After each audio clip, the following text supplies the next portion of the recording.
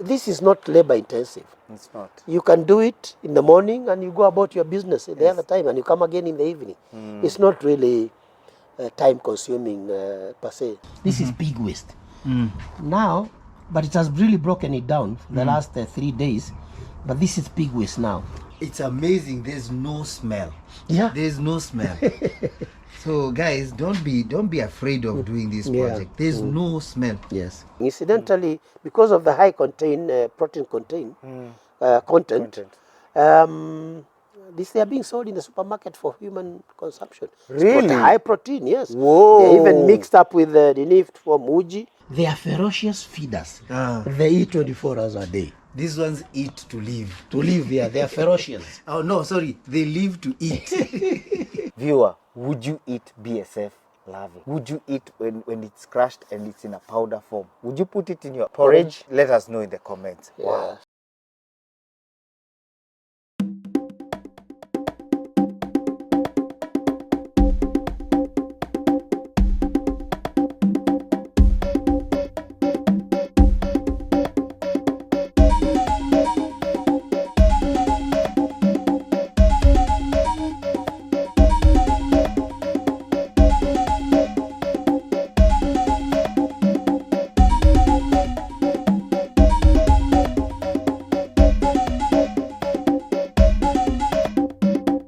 Yo, I've just touched a mountain of wiggling worms.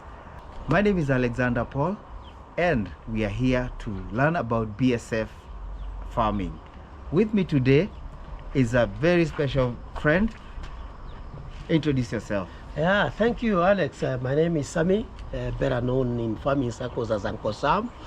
I'm a BSF farmer, and I also train farmers on BSF farming.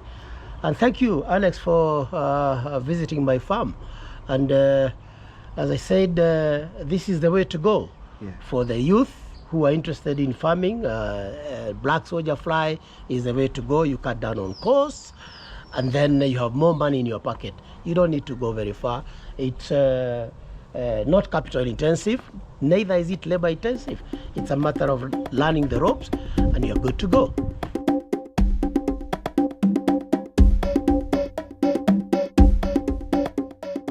Uncle Sam. Yes. How are you? Very well, Alex. It's good to see you. Good to see you. Hey, how is the farm? Oh, well, pretty well. Okay. We are doing fine. Right. And yeah, as you can see, we are set to talk to farmers, especially the youth, so that they can be able to get interested in farming. Yes. Because one of the few jobs that the youth can do is basically in agriculture, which is the backbone of our economy. Yeah. And to interest them, we've come up with technologies to be able to farm and at least earn a bit of money. Okay. And most of it, Alex, has to do with cost.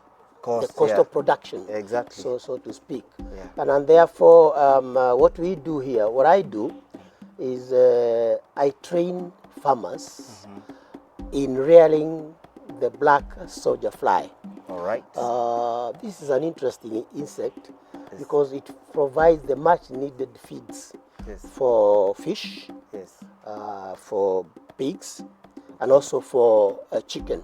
You realize that most of our farmers, virtually everybody in every household, you find there will be chicken. Yes. So, and therefore, for those who are doing it commercially, because we're talking about introduce this technology so that farmers, the youth, women, can be able to do it commercially, agribusiness, as it were. Yes. And since the highest cost component is feeds, we are therefore training farmers to rear the black soldier fly so that the larvae from the black soldier fly can be fed to this. All right.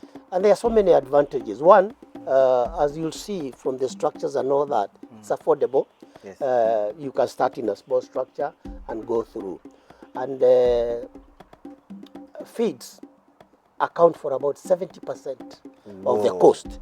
That's a lot. And farmers who I train and go into black soldier fly farming can save their cost feeds up to 50%, or again even more, depending on how you scale up your production. That's a lot. That's Yes, a lot. yes, yes. Indeed, viewer, that is a big game changer in this industry.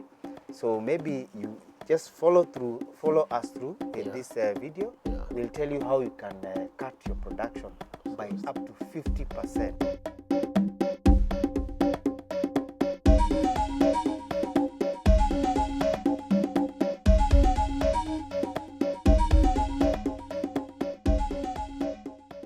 So take us through maybe I know we are going to have a technical blow-by-blow bit on how you do BSF production, but you can give us an overview of how you do it, how you start, things like that. Well, I guess the initial stage would be the structure. Yes. A structure, you need a greenhouse. Yes. So that then the temperatures that are supposed to be sustained, that is between 26 degrees centigrade up to 36. Okay.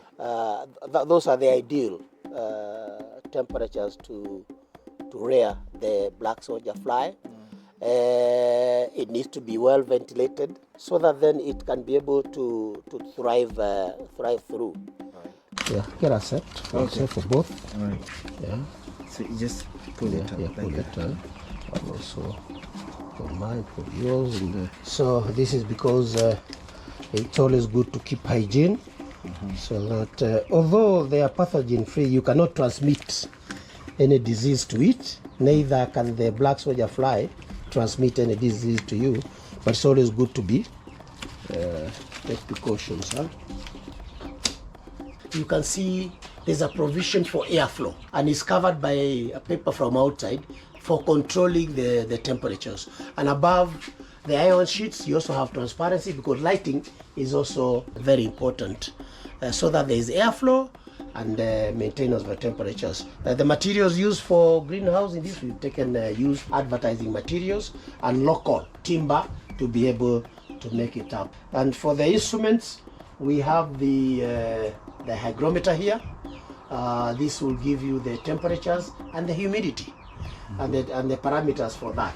If, for instance, you start with a small larvae, we call them neonites. Neonites, the small one, you'll see them. Yes. They are very, very small. This is after hatching the eggs. And we have the first lot of the black soldier fly larvae. Now, these are 7-day old. Wait a minute. And therefore, it's moving. Wow. Yeah, it is moving. So get the feel. Get the feel. Oh. No, get the feel. It is, Alex. Looks very... Yeah. Look at that. Yeah. Okay. Oh. Just get the feel. And they were feeding on the melon. They're just getting on the... Wow, look so at this. They are in their thousands and tens of thousands here. Look, you can see that. They are very, very, quite a number. They're 7-day old. Yeah. So now they are feeding on maize germ and wheat bran.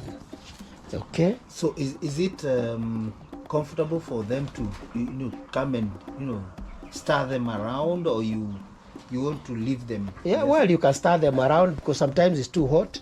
You can turn them around. So you can see most of them are they are. These are, look at that. It's in thousands of. Yeah. Now, with this kind of handful like this, yes, you can get about 5 kilos of grown up, because there are so many. So many. Yeah. And here, the same. These are also 7 days. Yeah, these are all 7 days as well. Wow. And the 7 days as well. It's quite, you can see them. Yeah. You got the eggs. Yes. And I'll show you how you place them in in the technical element. Here, this is where the production area. So the black soldier fly at this stage does not feed on anything. It just takes water and some sugar there to give it energy. Yeah. The water you don't put without the sponge, because otherwise it will drown. You can see that one is feeding, it's drinking some water. And there you are. So that's what they do in there. And then the female lay eggs on what we call the eggies. they lay on specific places. We call it the eggs, so that then they can be able to, they lay the eggs. On this, these are the eggs. So we do them specifically like this, so that they can be able to. So you can see these are the eggs, yellowish in color. So that's what they do. They lay the eggs from here, and we harvest every 3 days. Every 3 days we harvest. You can see that's some of the eggs. And now there you are. These are the eggs now. See? Yeah. So those ones, if you just put them on top there, and you have the wheat bran below, they will hatch and then start feeding and all that. So from here you put them in the tray? Yeah, from here we'll put them in a tray like this. We'll put in there is a goose wire like that. Yes. And just put them there and cover them for warmth. Then they will just hatch and drop and start feeding. Oh. Yeah, that's what we did with these ones. So this goose, there's a maize jam waiting for them, or wheat bran. It must be damp. It must be wet a bit, not so wet, so that when they drop, they start feeding immediately. And then as these ones were doing 6 days ago. Okay. Yeah. At that stage, you can hardly see them, but now you see them, and you can see there are multiple of them. They are number. Many. There are thousands. Once it hatches, it's very minute. You can hardly can't dissect it with the once they hatch from the egg, then you feed them on either maize jam or wheat bran, so that once they drop, that's the first line of feeding. Okay. And all that. From there, then you feed them on market waste. You can get, there's plenty of market waste around here, food waste from your backyard, and if you are rearing pigs, the pig waste. So in other words, if you are rearing pigs, you can feed them on the pig waste, and the pigs will feed on some kind of sucker. Now, this is a pawpaw I've picked from the garden. So wasted, the birds have really, but this is one of the feeds that you can feed your larvae. You just cut into small pieces, and I've done this here for the video. Cut them into pieces, and they will really enjoy taking it. Okay, just do. So these are part of the market waste that you can feed: avocados, watermelon, anything, any market waste, bananas that are rotten. They enjoy all these things. They do. Okay, they do. Yeah, and once you just mix up, by tomorrow there will be nothing here. Wow. Yeah, they would have consumed. The little guys can really eat, huh? Oh yes, they are ferocious feeders. They eat 24 hours a day. These ones eat to live. To live, yeah, they are ferocious. Oh no, sorry, they live to eat. Because they know they will become feeds. Yeah.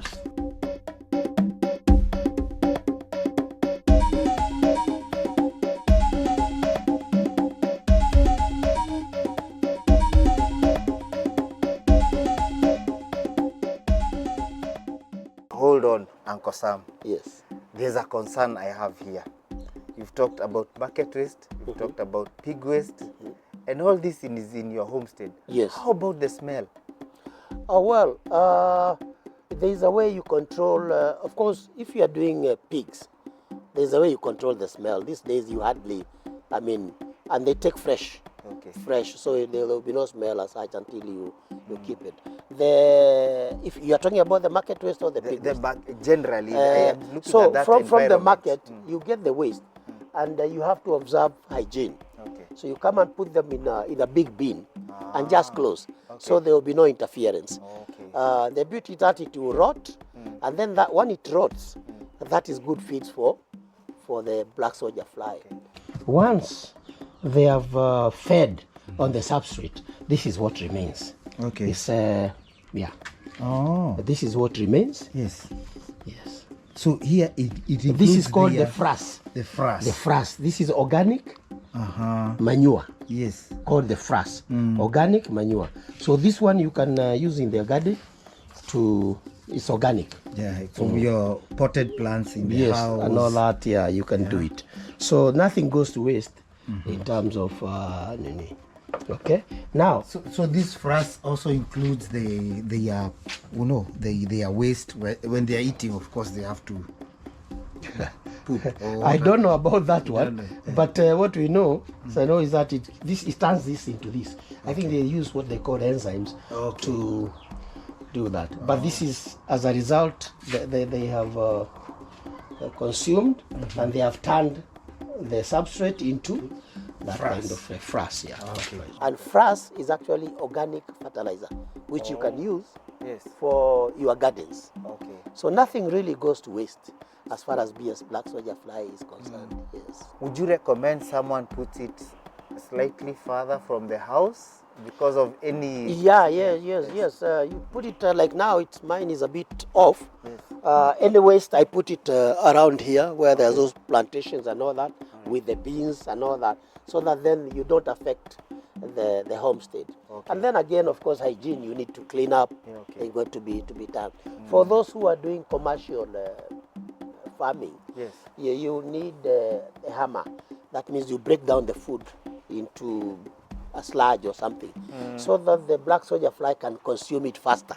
Oh, yes. Wait, let's go back a little bit. The hammer The is mill. The mill. The The mill. mill is called the hammer. Yeah, the hammer mill. Is it the same spelling as the hammer for Nyundo or? Yeah. It's a HAMER hammer. Okay. Hammer mill. Hammer I mill. guess that's So hammer mill. it's a way It's a like- small.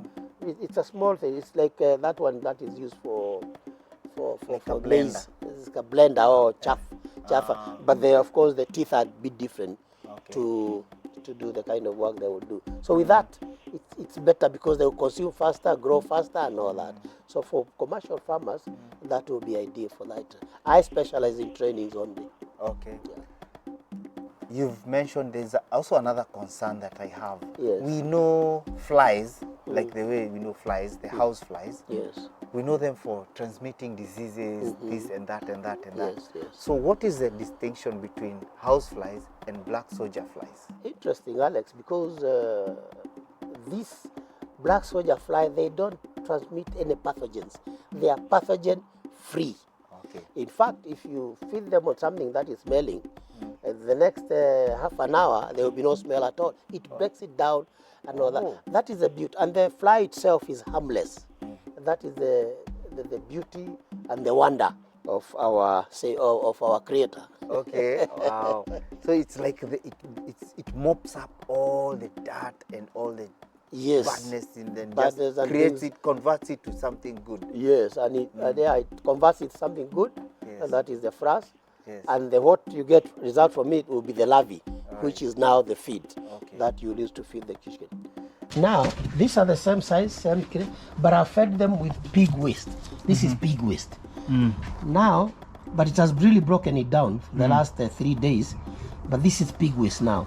Yeah, as opposed to, so you can see the pig waste, they are there, and the color, that is the pig waste. It's amazing. There's no smell. Yeah. There's no smell. So guys, don't be afraid of doing this project. There's no smell. Yes.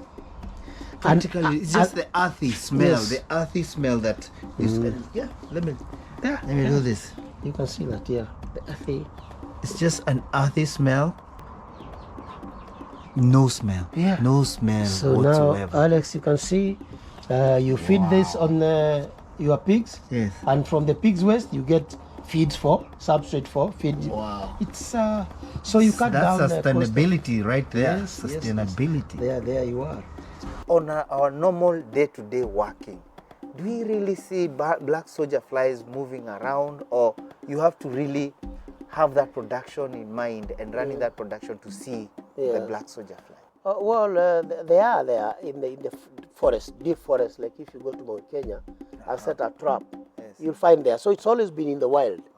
Of course, scientists eventually trapped it, and through their research, they realized that this can do. So there are people who trap them in the wild, but it takes quite a bit of while. Okay. Now there are institutions that multiply. I have a black soldier fly here. So besides training, I also set up equipment for them. Yes. And we have a setup for them so that they can get started. Startup kit, we call it, where we train you on how to make up the greenhouse, the kind of equipment that you need, and we give you the starter kit, that is the larvae or the eggs, depending on the kind of where you want to get started. Okay. Yeah, it's either the eggs or the larvae, which you will feed to grow until they mature into pre-pupae, into pupae, and eventually they merge to flies. That's the black soldier fly. So if I may ask, so the starter pack, the one, let's say a farmer wants to start raising their own BSF, you'll come and you give him like a chunk of this? Yes. And then, so they do not need to have that, or they have to? No, because you can't carry the flies. So what you need to do is but first of all, you have to have the right equipment. The right equipment. We're talking about the nets. That's paramount. Yeah, love cages. These are the goose wires. These are the coffee trays. Yes. Coffee trays are good for sorting out. Like if I want to sort out the chaff from the larvae, you just place them, the larvae on top here. The larvae will wrinkle themselves down and leave the chaff. So you need the coffee tray, which is this one. You need the goose tray. You need the trays themselves. This is ideal because then you can maximize your space. You can stack them the way you want, that way or that way, and they take minimal space. Right. So these trays are good. But then, of course, for the local young ones, because these are rather expensive, you can make your own trays, like this one.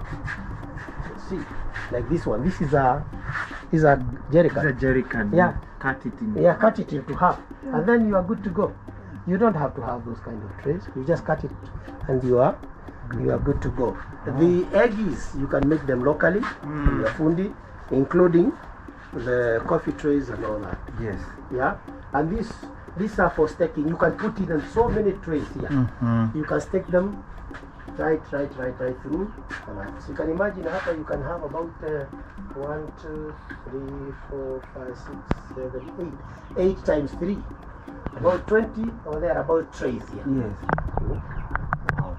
Okay. That's so, but the modern way of doing it is you can fabricate, so you maximize the space. Yeah, because it will take less space if you put in if you have the fabricated staking.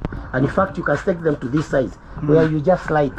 You slide in one, you can have about 8, and another one. So with that kind of size, you can have 16. Like drawers. Yeah, like drawers. Okay. Yes, with that. So that's the modern way of doing things. Yeah. Actually, you've answered my question before I asked it. Because I was wondering now if they are gotten in the deep forest. Yes. Will I go to the deep forest to get them? But you've answered that if you need one, you go to a certified or someone who is trained to breed them, and then you just get a starter kit. We have an association, it's called Association of Black Soldier Fly Farmers. I represent Mount Kenya region. Okay. So we will always consult one another. We hold regular meetings, and we get briefs from the scientists on the modern ways and challenges and all that. ICIPE has been very helpful. The Rockefeller Foundation also assists our association, and we benefit from there. So every time we update ourselves, we also pass on the information to the farmers. All right. Yeah, but Alex, I would like to appeal, especially the youth, to take interest in farming, because this is a technology. It's a new technology, and I'm sure that their greatest challenge are the feeds. And here you are. Here you are. You can do integrated farming. You have fish, pigs, and chicken, all in one setup, and then you have a black soldier fly, and you'll be home and dry. And it's not labor intensive. It's not, because once you set it up, that's it. Say for instance, once you feed the first lot of BSF, the small ones, the neonites, you give it say for every 150 grams, you give it about 10 kgs of waste. The next time you check, maybe after a week, unless the temperature extreme, in which case they will self-harvest, those challenges. So once you set up... Self-harvest meaning as you'll see, it means if it's too hot, they'll come out of their comfort and go all over. That's called self-harvesting. They will crawl out Oh, of from the tray that you yeah, have yeah, they'll crawl out and you find them all over on the floor. Okay, They are very sensitive to heat. Okay. Yeah. And if it's too cold, It's too cold, they will not grow. They'll not grow. They will stagnate. Even the flies themselves. Yes. So the right temperature is key. All right. So viewers, we are now talking about agribusiness. It's not only agriculture, it's business in agriculture. Agribusiness. Yes. Cut your costs, cut the cost of your feed by up to 50% by having a BSF project in your farm. Yes. And Uncle Sam is always ready to train the young. Sure. I have a passion for the youth. I really want to impact them. I know. You know, I've known you for a long time, and I know the passion that you have for the youth. Right. And the youth here, you have someone who's going to help you, guys. Come.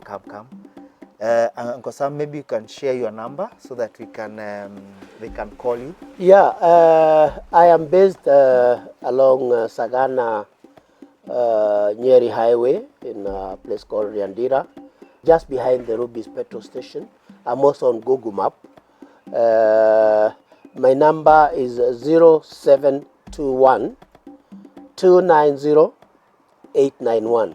Again, 0721 290 891. Well, now you don't have an excuse now. You have the number, you have the contact.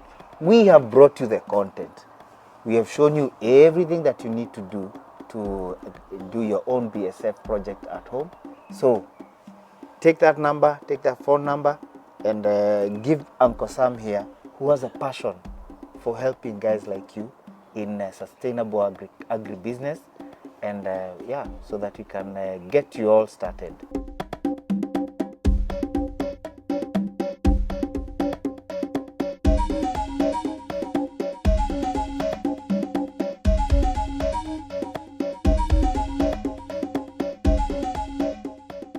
So you mentioned about giving the BSF pig manure, pig waste, right?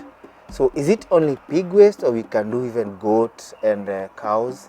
Yeah, so far the recommended is pig waste and also chicken waste as well. Okay. Chicken waste as well for a start. I have not, maybe there could be others, but those, you're looking at the best results. Okay. For instance, the weight of the larvae and all that.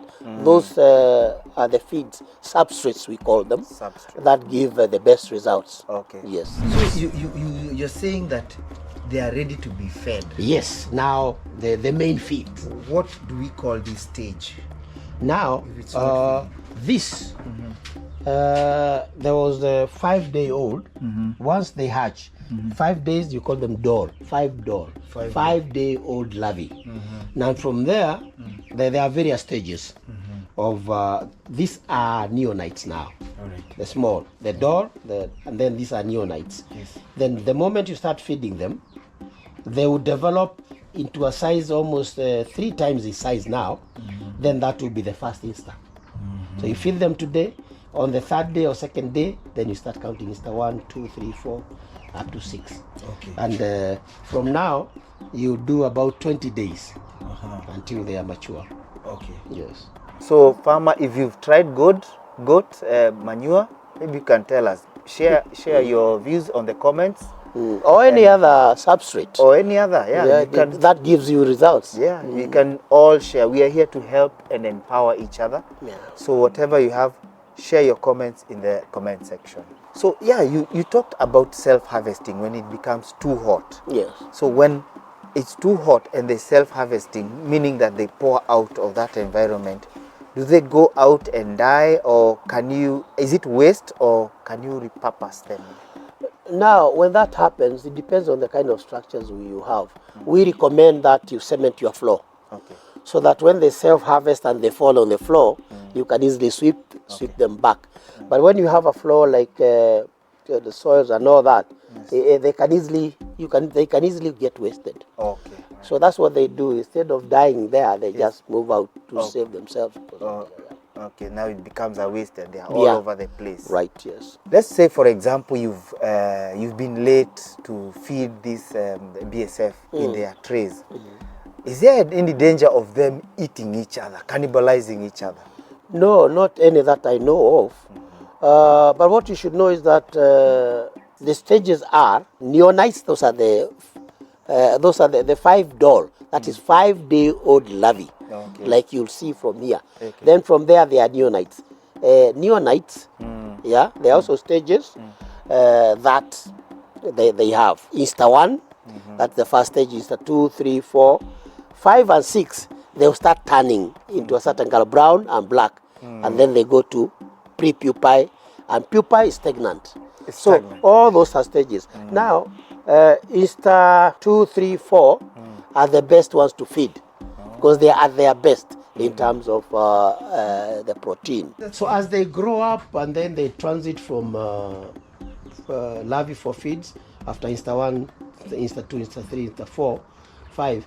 Insta 5, they start turning the color they go to brown and then black. Then pupae, they are stagnant. You think they are dead. And at that stage, I move the tray to the larve cage. The larve cage is the net. This is the net. It's a larve cage here. You can see it's larve cage. And here is where the engineering is. They make the babies. Yeah, this is where they make the babies. Yeah, and so as it is, there are flies in there. Yes. If you can, those are the flies there. They are all over. That is now the black soldier fly itself. So at that stage, they don't feed anymore. Okay. They had enough for their lifetime. Lifetime. After 14 days feeding, Yes. they have had enough. The rest now will be maturing. So you can see there is really hardly time for them to come and cannibalize themselves. And but it has, to my knowledge, it has never happened. It has never happened. Yeah. Well, that's Yeah. good to Of know. course, if you don't feed them appropriately, they will shrink, waste, and some of them will even die because what will they live on? They have to live on Yeah. food. Yes.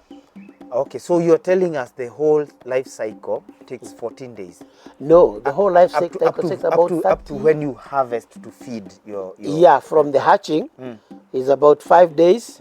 Then you feed it 14 days.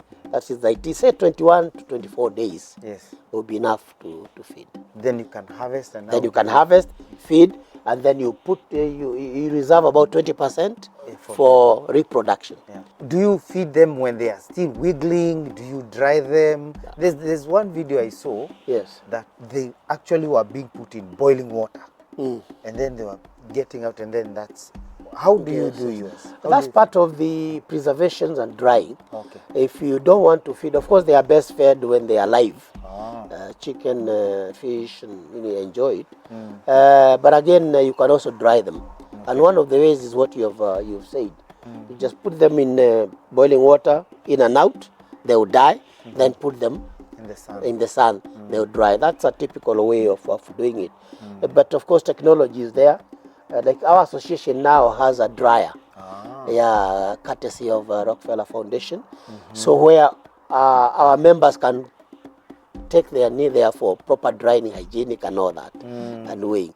But traditionally, you can even use solar for drying and all that. So for the farmer who doesn't want to get into the production of BSF larvae and just wants to buy the finished product, yes, how can he get it from you or from the association? Well, depending on the quantity.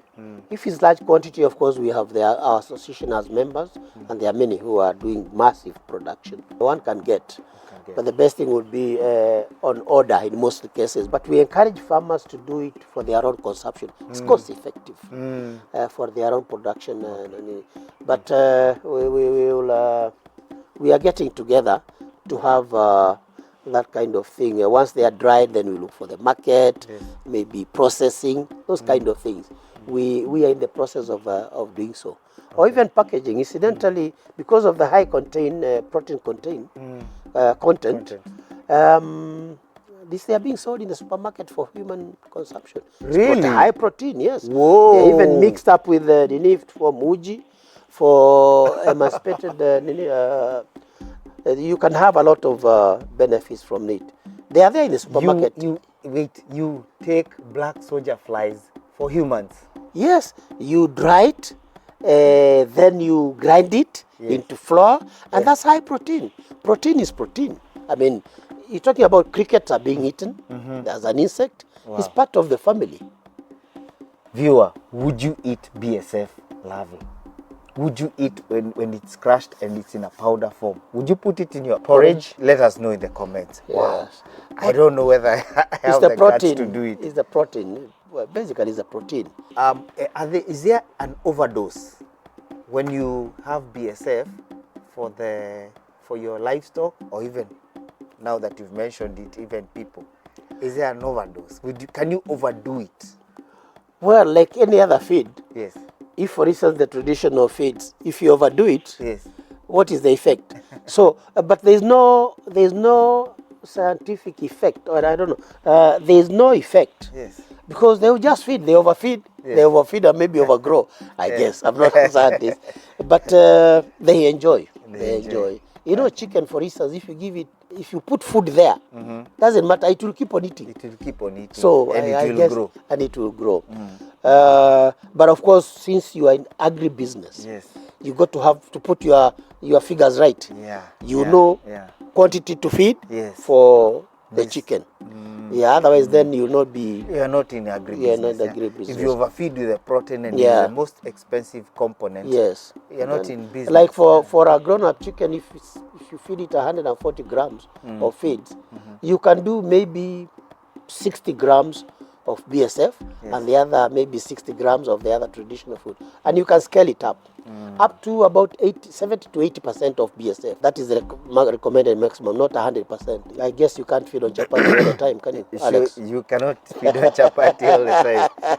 So you showed us about the trench which is around the structure. Yes. And it stops the crawling insects and crawling predators. Yes. What of bigger predators like snakes, mice, rats? How do you deal with it? Like any other farming or business, Alex, there are challenges. Predators are some of our biggest challenges. Sure. You talked about the crawling insects, and you can see we have mitigated by putting up a trench. We also have birds coming in. And you know, once a bird tests that larvae, oh boy, you can be sure it will be hovering around all the time. Yeah. And then we have the lizards. Okay. Lizards are the biggest menace. Lizards and rats, that's the biggest menace because it's very difficult to control them. Yes. But we have, you'll see we have traps for lizards and traps for mice to be able to mitigate those kind of things. This is one of the mitigating factors. Like here, I'll put in a sticker for rats and lizards. Okay. Yeah. Stacks and lizards. I removed, even a bird was caught. You can see the feathers here. You just put in some food here, they come, they get trapped, and there you go. So there are birds, there are rats, lizards, all those. Yeah, and of course the crawling insects. Okay. Yes, those are predators and they pose quite a challenge. Also, the other challenge is the normal housefly. Oh. If it gets in something smelly, and it goes to the substrate, the feeds, it would lay its eggs there.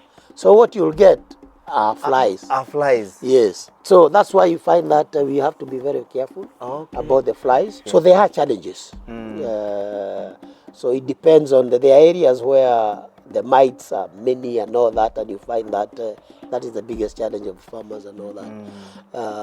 So there are challenges, but you surmount them. The moment you do that, then the sweetness will be the profits that you enjoy. We move on regardless. If today I don't have any livestock, but I want to do production of BSF, grind them into a powder and sell, do you think it would be viable for me as a producer of BSF, like large scale or whichever scale? Well, like in any business, you really need to do your mathematics so that then you reach a break-even point. Because if you produce small and the cost of production is high, it might not be viable for your business. And then the cost. So it will really depend on you. What volumes are we talking about? For instance, like the millers. Some of our farmers sell to the millers, but it's not really viable. Yeah, you look at it, you say, no, I would rather feed my chicken and all that. And we encourage farmers to do that. We have yet to produce those kind of volumes. Okay. And we are getting there. Our association is working, technical committee is working on it, so that then we can leverage on the economies of scale. All right. And this is where we are heading to. Some of this information we get is that BSF is the future. It could be the future feed, not only for livestock but even for humans. Because if it's going to mitigate against hunger, Yes. I mean, why not? Why and not? produce it that kind of life. But for now, the biggest challenge: chicken feed, pig feeds, and fish feeds. That's what you're going to do. Because that is the real challenges that farmers are having. And we really should be able to educate them on how they can go about it. Some of them, interestingly, have bought the idea and they have started it. Of course, there will be challenges, but we take them through until such time they are able to.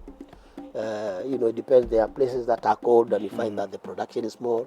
Places are hot, you find that, the larvae is dying. So we need to, through practical training and practice, they will arrange. And this is not labor intensive. It's not. You can do it in the morning and you go about your business the other time and you come again in the evening. It's not really time consuming per se. I'm still not convinced about it, BSF being for humans. Yes. But well, that's me. What do you think? Would you take BSF? Tell us in the comment section. So there you have it, farmer. BSF is a way to go. You get protein for your livestock, for your birds, for your pigs, and apparently even for humans. So, but I'm still not convinced there. Thanks again for watching us. Kindly subscribe, share, and follow us on Paul's Farm. My name is Alexander from Paul's Farm. Till next time, adios. Hurry.